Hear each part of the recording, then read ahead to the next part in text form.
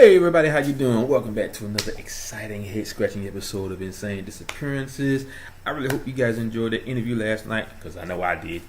And like I said, I wanted to switch gears a little bit and, just talk about some other very strange phenomena that we all know and love with UFOs and ghosts and, what have you.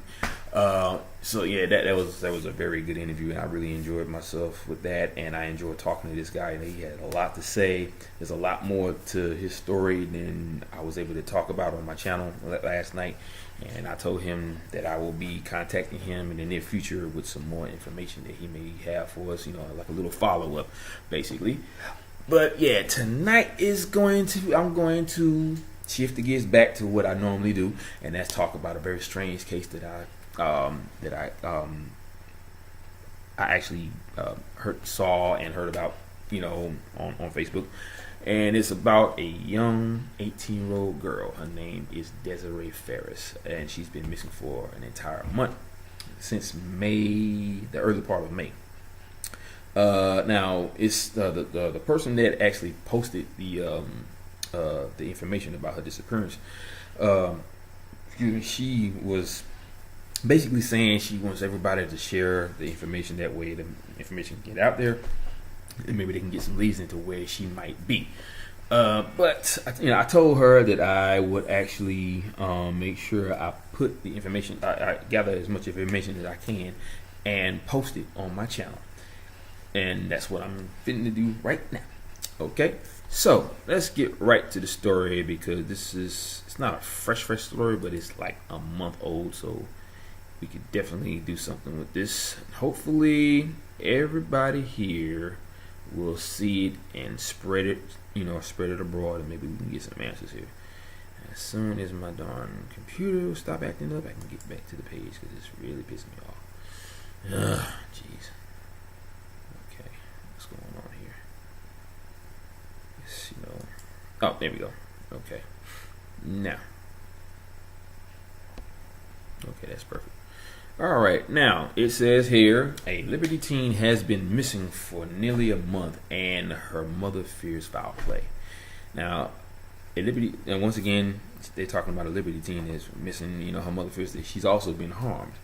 Now, there's some kind of foul play. This is what her mother was saying. Her mother's name is Patricia Tam.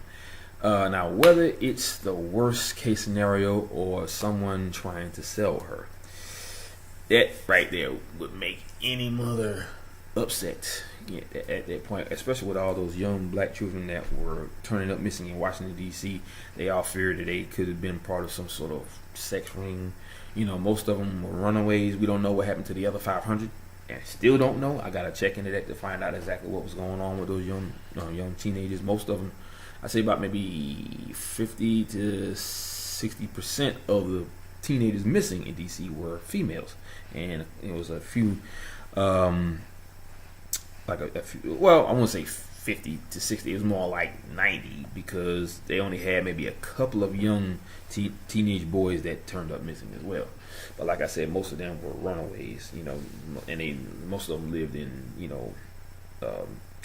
homes, with other runaways and stuff like that. So, but yeah, now the family last heard from 18-year-old Desirea Ferris on May 1st. Ferris told her sister that she was headed to a friend's house, but she never arrived. Now, this is a classic scenario dealing with the missing 411 cases, where you got point A and then you got point B. Point A would be where you were last seen, and that would be at your house with your family or wherever else you were at the time. Point B would be the place you're trying to get to, but somewhere in between that, you just disappear like magic. You just poof, you're gone. And nobody, and it's the wanting to know that really gets people, because you don't know.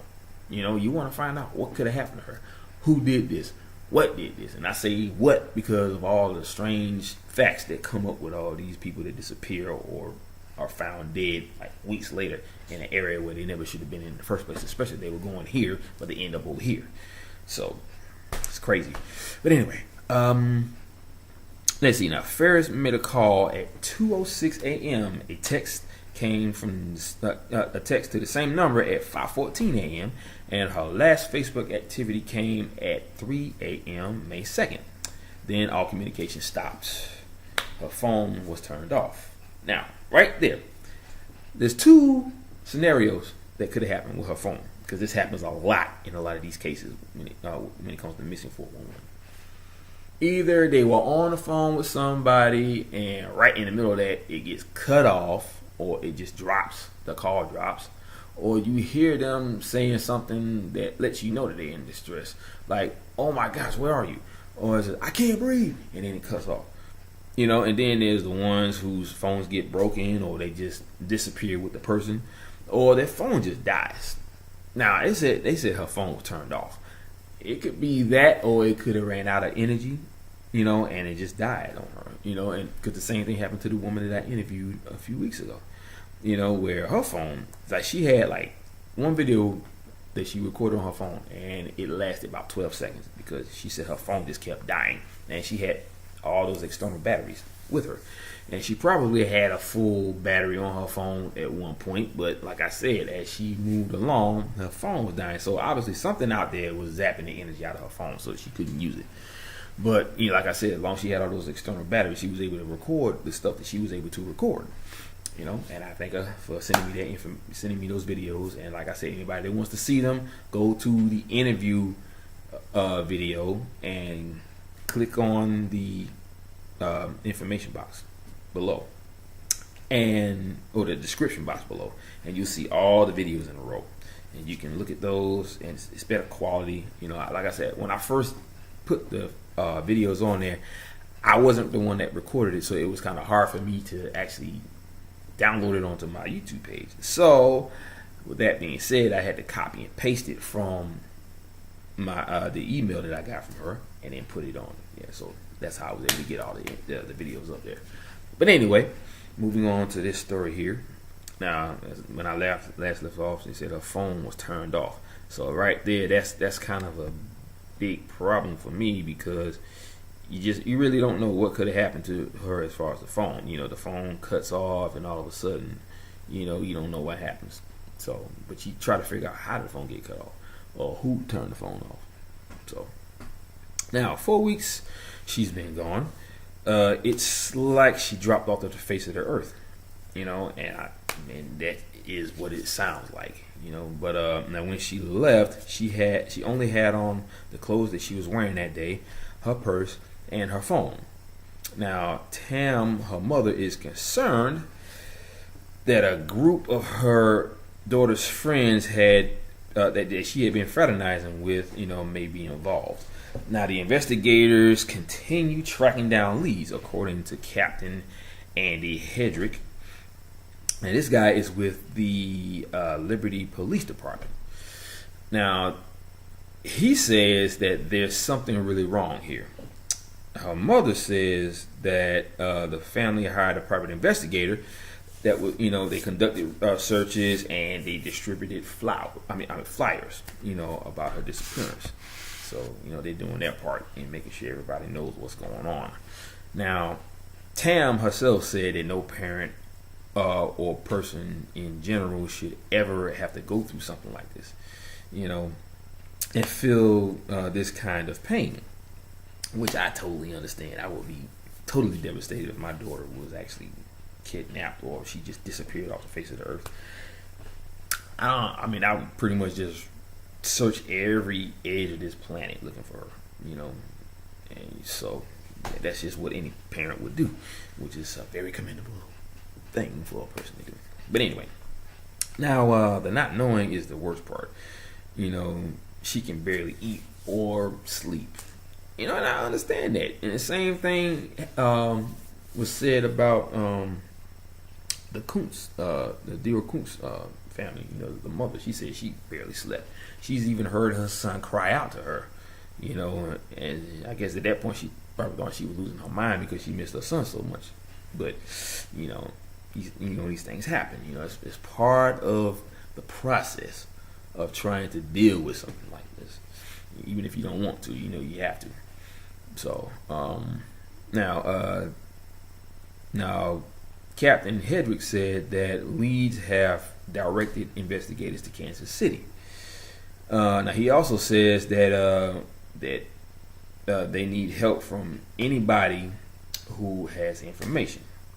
Now, for anyone that don't know what she looks like or all the other basic information about her, she is 5 feet and 1 inch. She's 101 pounds with brown hair and brown eyes. She may be wearing a fuzzy pink jacket and a cream crop top. Now, she was last known to have a tan purse.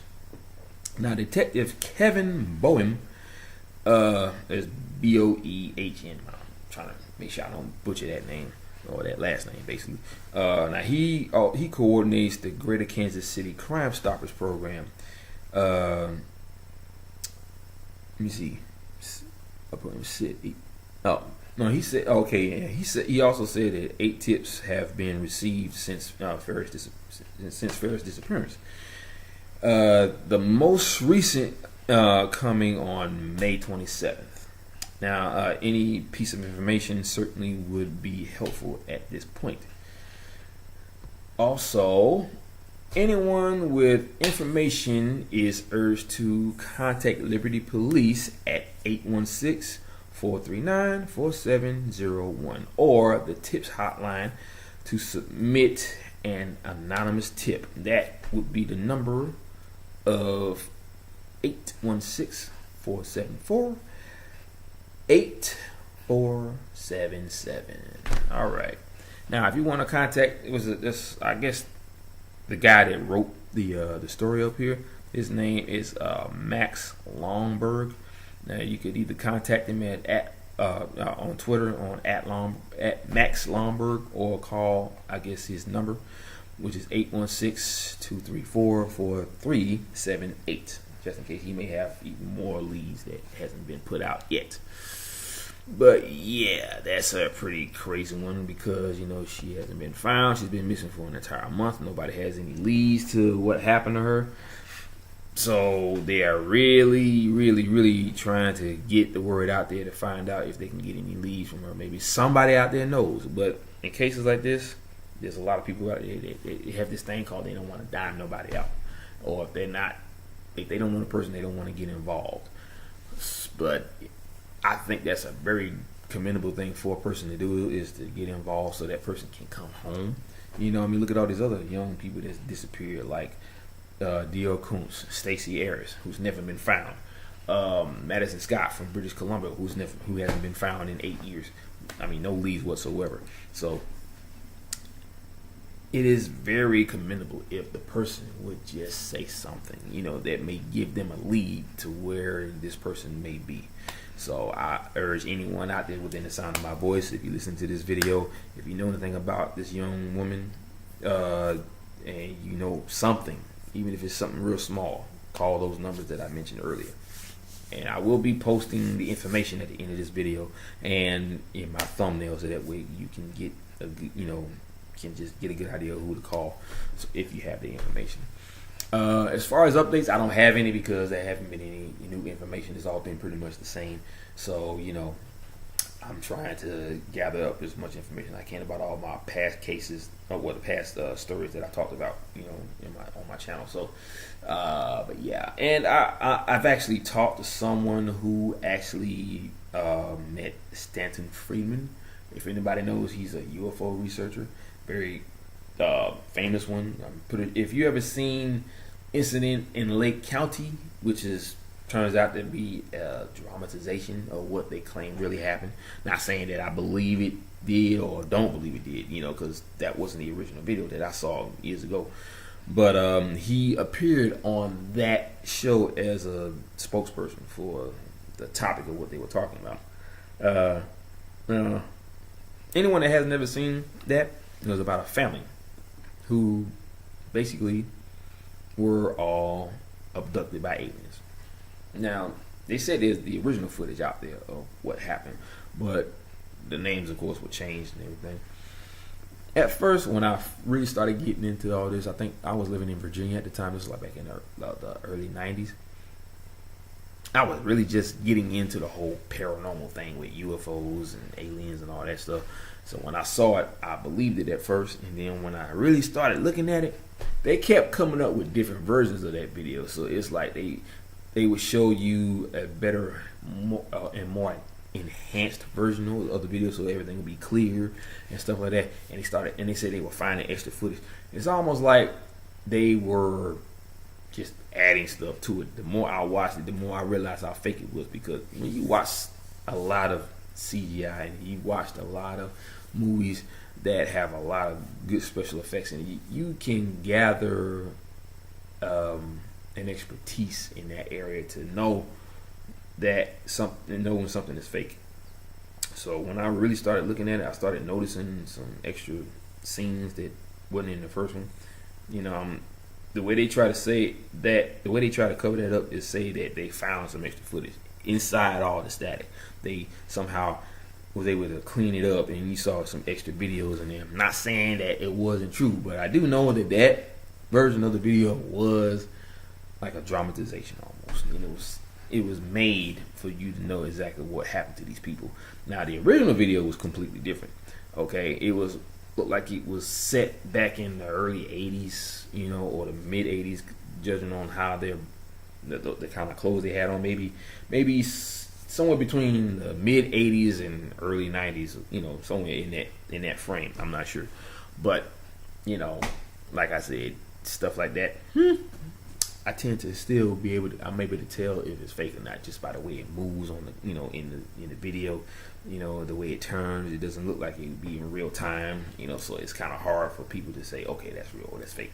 But anyway, other than that, that's pretty much it on this video. I don't have too much to say about it because there's not that much information. Like I said, it's a fresh case and they don't have any new leads as of now. I will keep you guys posted on that particular video as well. I still haven't seen any new information about the young couple that disappeared in a Joshua Tree. There's pretty much been kind of quiet on their end, as of right now, because it's like I said before, when it comes to park disappearances, they'll put a video bite of it on the news for about maybe a couple of days, maybe even a week if you're lucky, and then after that, nothing. Because I haven't seen any information about that here in Georgia where I live at. Didn't see it on the news or anything. I actually saw it on Facebook. So I think the news here, they do international news and they do local news. So if there's something happening over there, they're gonna talk about it here.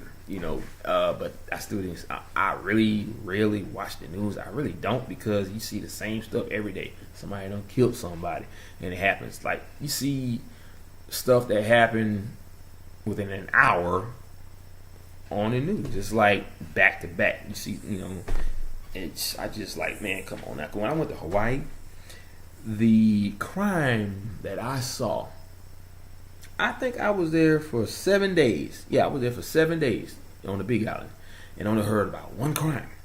That crime is so minute, you can count it on your finger. And literally, it's only one crime. I saw one crime, and it wasn't even a big one. It was some young guy trying to steal an old lady's purse.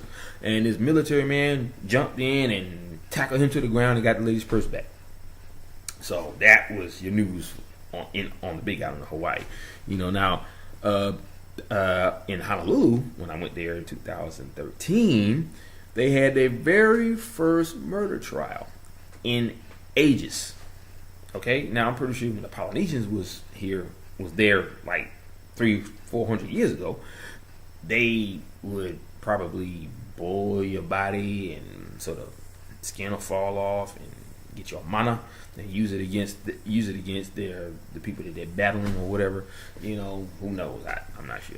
I know they do that though, did that. They did that back in the days when King Kamehameha was hot and in his prime. So, but yeah. Anyway, the whole point is that I will keep you guys posted on anything that I may have. So right now I don't have anything, but I got this video right here. I wanted to get that up there to help these people out with this information, so it can spread abroad, and hopefully people who may know something about it may see it. So hope you guys do. But I gotta go. Really, really, really gotta go. You know, it's my last night of my day off, you know, so I want to try and get in as much, you know, chill time and fun as I can. Maybe drink a couple of brewskis. But anyway, you know how I do it, people, my YouTube family. How I do it at the end. Aloha, mahalo, and a hui ho. Peace out, guys. Shaka.